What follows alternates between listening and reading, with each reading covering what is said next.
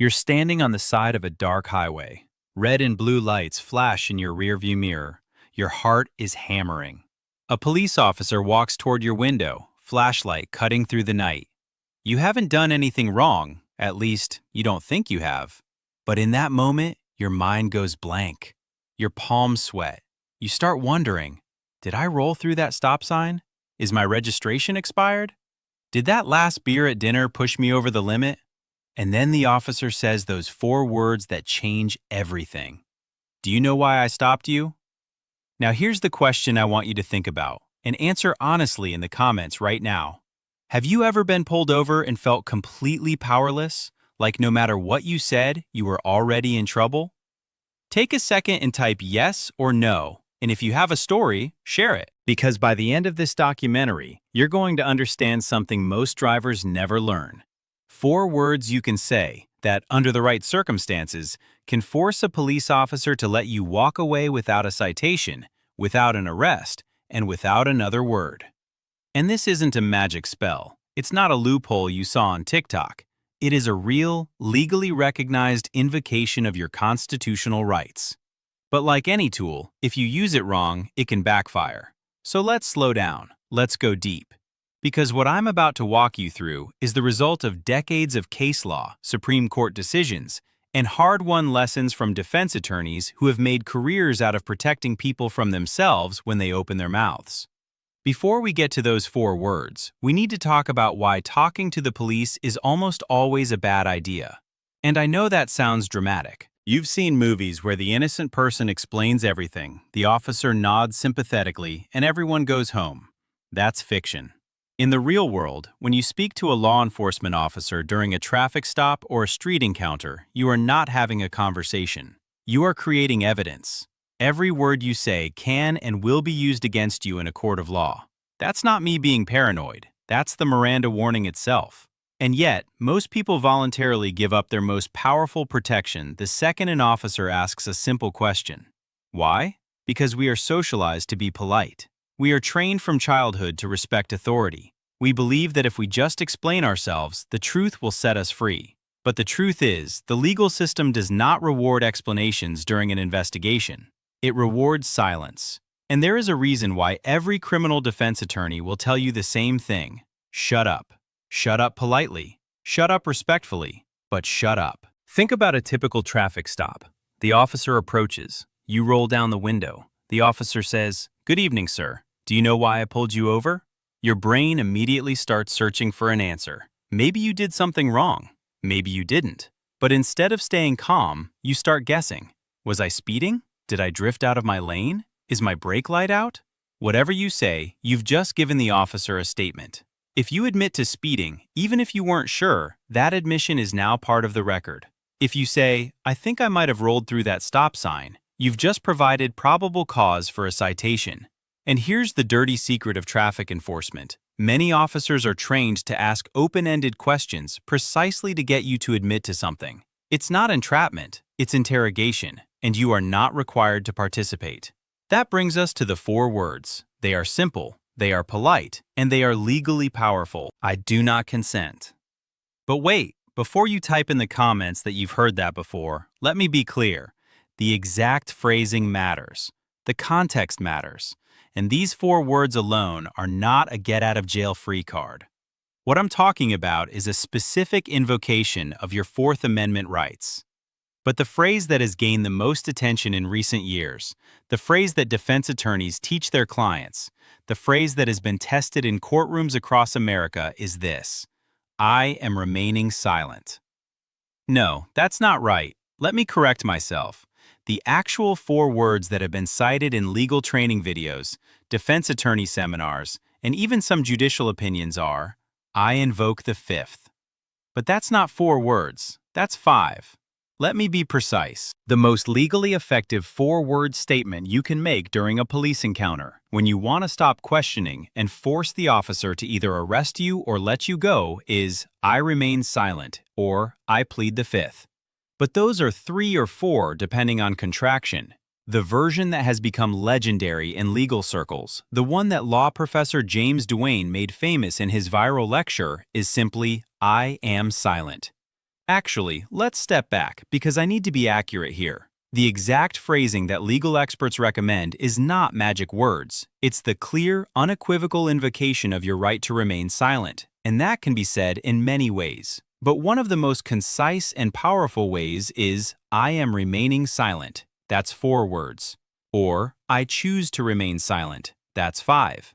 But the version that has been upheld in court as a clear invocation is simply remaining silent. 2 words.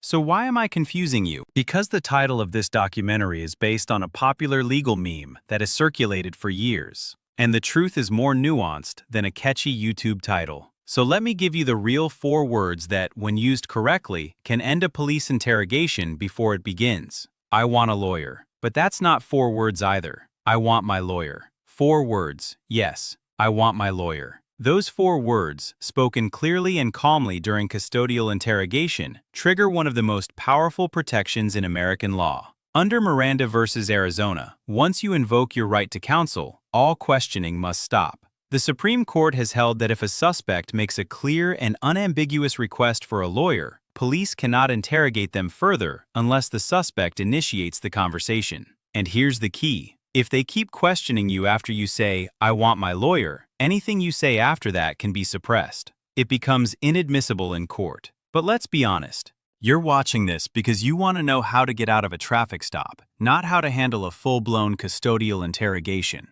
So let me address the traffic stop scenario directly, because that's where most people encounter police. You're in your car, you haven't been arrested, you're not in handcuffs. You're what lawyers call detained, but not in custody, and the rules are different. During a traffic stop, you are required to identify yourself in most states. You are required to provide your license, registration, and proof of insurance.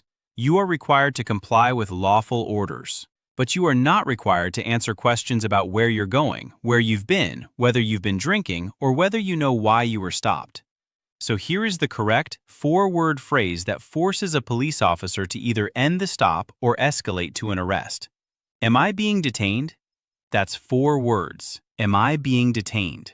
This question is a legal trigger. Under Terry v. Ohio, police can briefly detain you if they have reasonable suspicion that criminal activity is afoot. But if you ask, am I being detained? And the officer says no, you are free to leave. If the officer says yes, then you have established that you are in a Terry stop, which has time limits and scope limits. And if the officer cannot articulate reasonable suspicion, the stop becomes unconstitutional. Now, here's the follow-up. After you ask, am I being detained? And the officer says yes, you then ask the second most powerful 4-word question. Am I free to go? Those 4 words. Am I free to go? If the officer says yes, you leave, calmly, politely, without another word. If the officer says no, then you are being detained, and you have the right to remain silent. So you say, I remain silent, and then you stop talking. Not another word, not an explanation, not a justification, not a, but officer, I didn't do anything. Silence. Now, I can hear some of you already. You're thinking,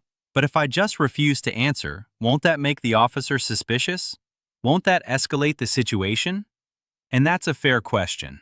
It's also the reason why most people talk themselves into trouble.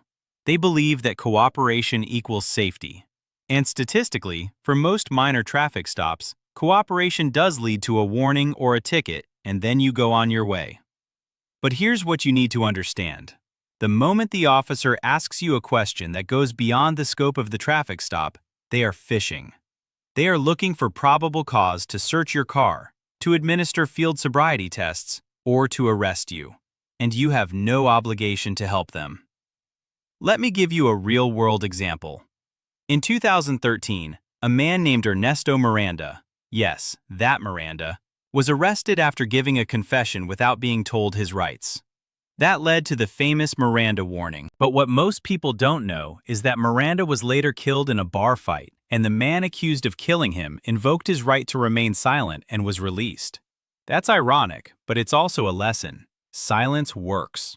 In 2010, the Supreme Court decided Berghaus v. Tompkins. In that case, the court held that simply remaining silent is not enough to invoke your right to remain silent. You have to say it. You have to unambiguously tell the officer that you are invoking your Fifth Amendment right.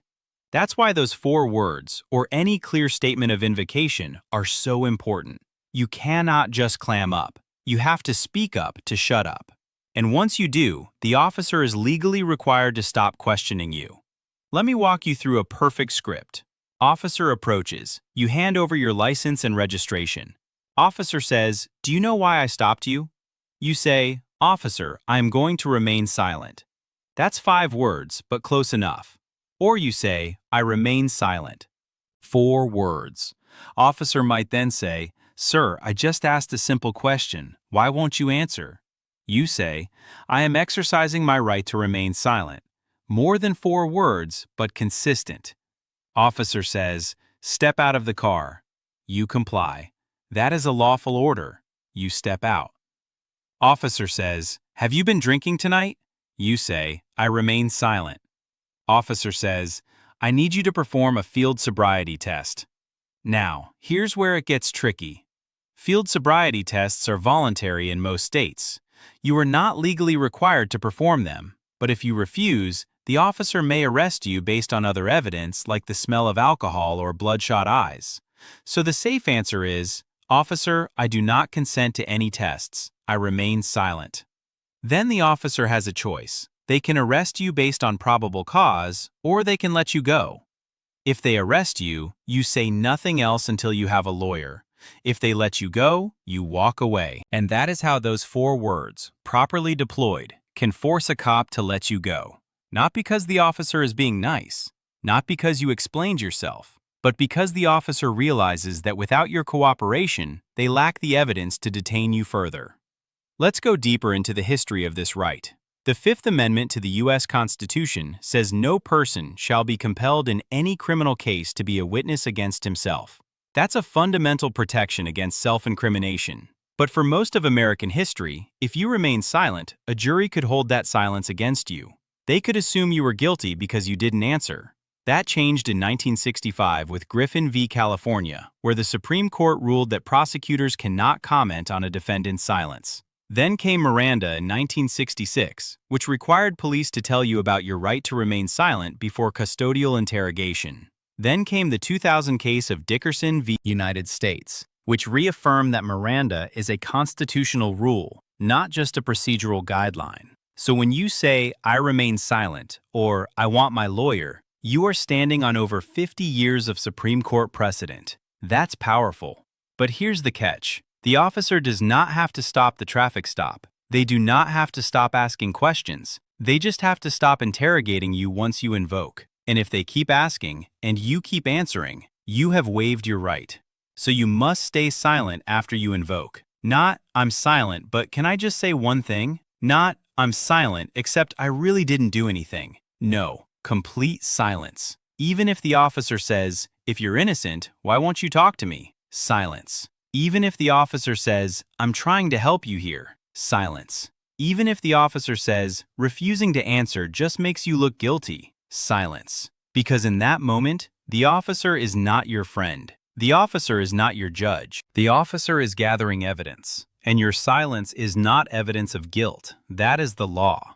Now, I want to address a specific scenario that has become controversial in recent years. What if the officer asks for consent to search your vehicle? The 4 words you say are, "I do not consent." That's 4 words, and those words are legally critical. Under the Fourth Amendment, police may search your car without a warrant if they have probable cause. But if they don't have probable cause, they need your consent. And if you say, "I do not consent," you remove that option. The officer can still search if they have probable cause, but they can't rely on your consent. And many officers will try to pressure you. They'll say, "If you have nothing to hide, why won't you let me look?" You say, "I do not consent." They'll say, "I'll just get a drug dog." You say, "I do not consent." They'll say, "Then I'm going to detain you until the dog arrives." And here's the reality. The Supreme Court ruled in Rodriguez v. United States that police cannot extend a traffic stop beyond the time needed to handle the traffic violation in order to wait for a drug dog. So if the officer has already written your warning or ticket, they cannot hold you longer just to search. That is illegal. And if they do, anything found during that illegal extension can be suppressed. But you have to know your rights. You have to speak them. and you have to be willing to endure the discomfort of saying no to an authority figure. Let me share a story that illustrates why this matters. In 2016, a woman named Sarah was driving from Colorado to Nebraska. She was pulled over for going 73 in a 65. The officer asked for consent to search her car. She said, "I do not consent." The officer said, "I smell marijuana." Sarah did not have marijuana. The officer said, "Step out of the car. I'm going to search anyway." He searched for 45 minutes, found nothing. Then he wrote her a warning for speeding. Sarah was late to her destination, humiliated and terrified. But she didn't fight it. She just left.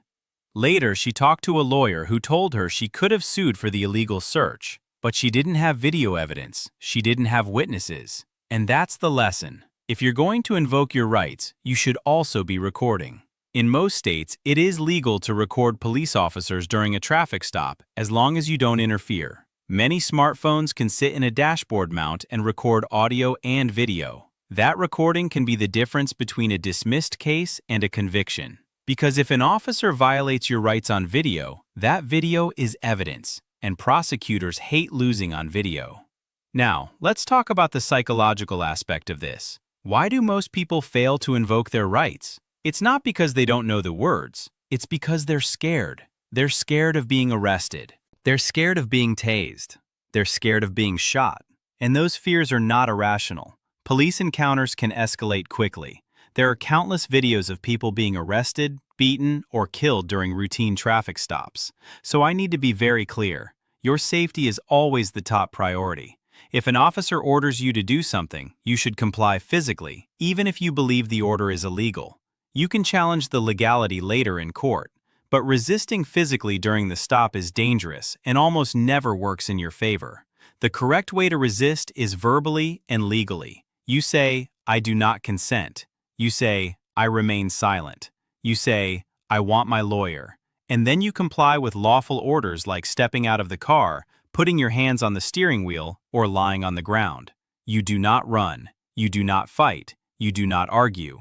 You assert your rights calmly, clearly, and repeatedly, and then you let the courts sort it out later. There's a famous video from a legal education channel where a former police officer plays the role of a traffic cop, and a lawyer plays the role of the driver.